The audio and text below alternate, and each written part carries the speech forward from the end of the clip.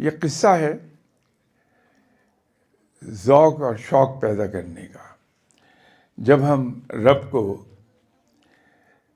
ज़ौक़ और शौक़ से पुकारते हैं तो हमारी रूह, हमारा क़ल्ब, हमारा दिमाग ये सब यकसू होके उसको पुकार रहे होते हैं।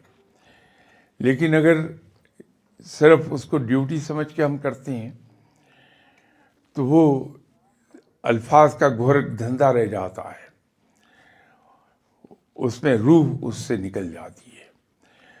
उसमें रूह पैदा होगी एक ही सूरत में जब हमारे दिल में ज़ौक़ और शौक़ होगा।